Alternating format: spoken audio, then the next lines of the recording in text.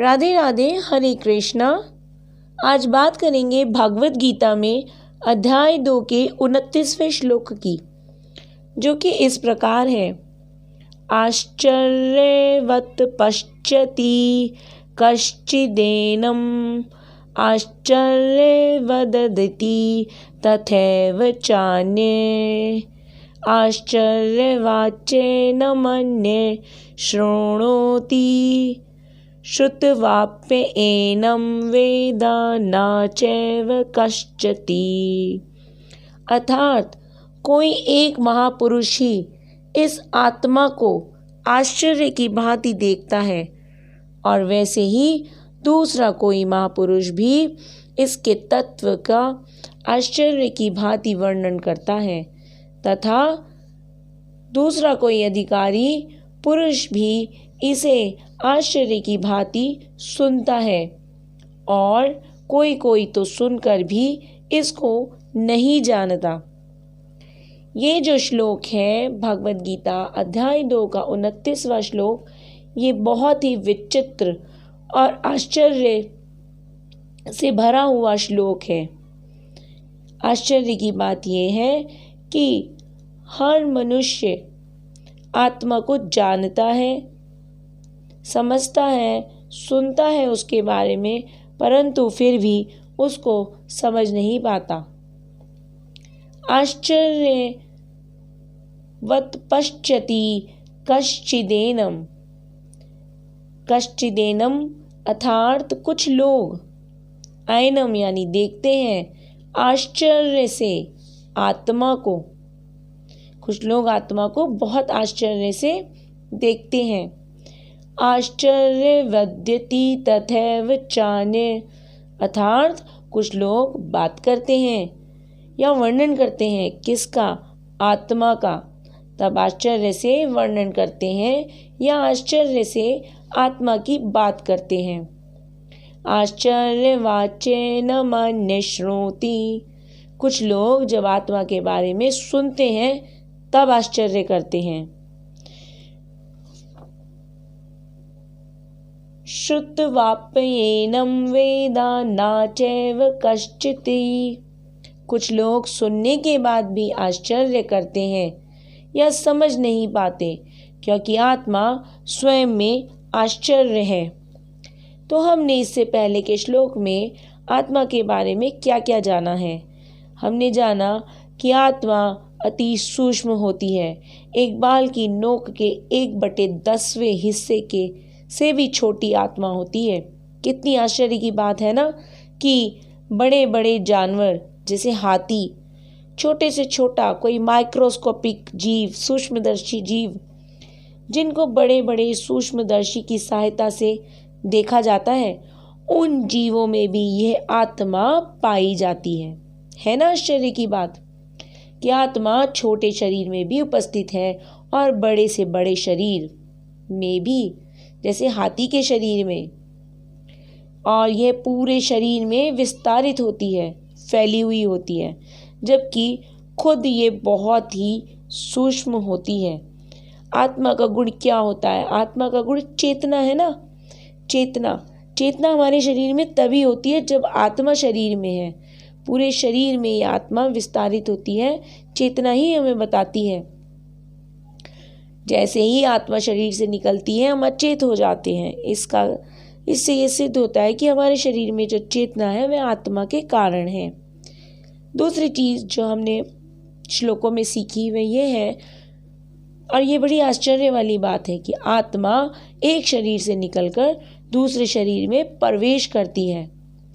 जब कोई व्यक्ति मृत्यु को प्राप्त होता है तो उसकी आत्मा तुरंत उसके शरीर को छोड़ देती है और वह नए शरीर में प्रवेश करती है ना। बड़े आश्चर्य की बात। फिर शरीर में जो 6 प्रकार के बदलाव होते हैं उनसे भी यह आत्मा प्रभावित नहीं होती। जैसे हम पहले बाल्यकाल में होते हैं, फिर युवा काल में जाते हैं, बूढ़े होते हैं। ये जो प्रक्रिया होती है जन्म से मृत्यु तक की, इसमें हम तो बड़े होते रहते हैं, बढ़ते रहते हैं, शरीर से बढ़ते हैं, हमारे बाल बढ़ते हैं, नाखून बढ़ते हैं, कितनी अवस्थाएं हम पार करते हैं, परंतु आत्मा कभी भी बड़ी बूढ़ी नहीं होती। आत्मा वैसी की वैसी सूक्ष्म की सूक्ष्म ही हमारे शरीर में बनी रहती है। आत्मा का शरीर में होना और उसके होने को मानना अपने आप में एक आश्चर्य की बात है। कुछ लोगों को तो जीवन में इतना समय ही नहीं है कि वो आत्मा है या नहीं है पर विचार करें, वो जान सके, उन्हें आत्मा का ज्ञान हो।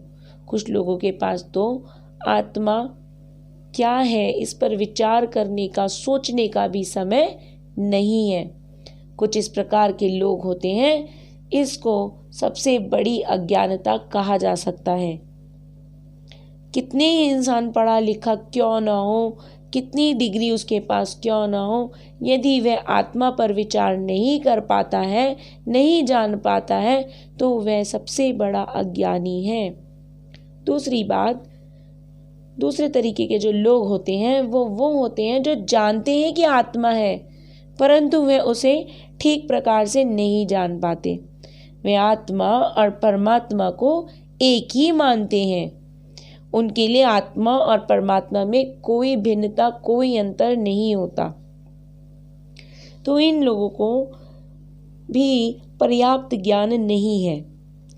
इन लोगों को आत्मा और परमात्मा में अंतर समझ नहीं आता। इस प्रकार के लोगों की जो अज्ञानता है, यह बहकावे से इनको प्राप्त होती है। ऐसे व्यक्ति बहुत मुश्किल से मिलते हैं जिनको आत्मा और परमात्मा में अंतर का ज्ञान हो। परमात्मा तो समुद्र की तरह विशाल है और आत्मा पानी की एक बूंद के समान है। आत्मा और परमात्मा में अंतर और इन दोनों में क्या रिश्ता होता है, बहुत ही कम लोग ये जान पाते हैं, इसको समझ पाते हैं। इनके क्या क्या कार्य हैं, कार्य क्षेत्र क्या है, यह भी किसी किसी व्यक्ति को ही पता होता है। और जो इस ज्ञान को समझ जाता है वह ही सफलता की ओर बढ़ पाता है या सफलता उसी को प्राप्त होती है। तो सफलता प्राप्त करने का यह भी एक तरीका है कि आप जो है आत्मा और परमात्मा के ज्ञान को भी समझ लें। जो इस ज्ञान को समझ जाता है उसको सफल होने से कोई नहीं रोक सकता। इस ज्ञान को कैसे समझें, यह प्रश्न सबके मन में आता होगा। कैसे पता करें कि आत्मा क्या है और परमात्मा क्या है? तो इसका सबसे सरल उत्तर जो है वो यह है कि आप भगवत गीता पढ़िए। भगवत गीता में भगवान श्री कृष्ण ने आत्मा और परमात्मा को समझाया है और भगवान श्री कृष्ण स्वयं परमात्मा है। तो स्वयं परमात्मा आकर भगवत गीता के माध्यम से ये समझाते हैं कि आत्मा क्या है, परमात्मा कौन है, उनमें क्या अंतर है, उनमें क्या रिश्ता है। तो जो भगवत गीता को एज इट इज पढ़ लेते हैं उनको ये ज्ञान प्राप्त हो सकता है। अब प्रश्न उठता है कि भगवत गीता में आत्मा परमात्मा का ज्ञान कौन समझ सकता है? किस किस को ये ज्ञान प्राप्त हो सकता है कि आत्मा और परमात्मा कौन है, कैसे हैं, इनमें क्या अंतर है, ये कौन इस ज्ञान को प्राप्त कर सकता है? तो भगवत गीता का जो ज्ञान है वो केवल 2 प्रकार के लोगों को ही प्राप्त हो सकता है। पहले, जो कोई भक्त हो, जो भगवान में अनन्य प्रीति रखता हो, भगवान को समझता हो, वह इस ज्ञान को प्राप्त सरलता से कर सकता है। दूसरे, वह व्यक्ति जिसने अपने इस जन्म में या पिछले जन्मों में त्याग करना सीखा हो। जो त्याग करना जानता है वह इस ज्ञान को सरलता से प्राप्त कर सकता है। वैसे तो इस ज्ञान को यदि आप भगवत गीता पढ़ते हैं तो आपको सरलता से ये ज्ञान प्राप्त हो सकता है और भक्ति मार्ग से ये और ज़्यादा सफलता से प्राप्त होता है। अगर आप भक्ति अपनी प्रगाढ़ करना चाहते हैं, पक्की करना चाहते हैं, तो आपको हरे कृष्ण महामंत्र का जाप ज़्यादा से ज़्यादा संख्या में करना चाहिए। हरे कृष्ण महामंत्र है, हरे कृष्णा कृष्ण कृष्ण हरे हरे, हरे राम राम राम हरे हरे। और जब आपकी भक्ति में पक्की हो जाती है तब आप भगवत गीता को बहुत सरलता से समझ सकते हैं। भगवत गीता कोई मुश्किल नहीं है, ये कोई पुस्तक नहीं है, ये कोई कहानी नहीं है, ये एक मैनुअल है। हमको ज़िंदगी कैसे जीनी चाहिए, जीवन कैसे बिताना चाहिए, ये उसके लिए एक मैनुअल है। ये स्वयं परमात्मा ने, स्वयं श्री कृष्ण ने हमारे लिए ही, हमें समझाने के लिए ही अर्जुन को निमित्त बनाकर बोला है। और इसको समझने से हमारे जीवन में सफलता के मार्ग को कोई भी बंद नहीं कर सकता। इसलिए इसको समझना एक प्रकार से ज़रूरी भी है। इसी के साथ राधे राधे, हरे कृष्ण, हरि बोल।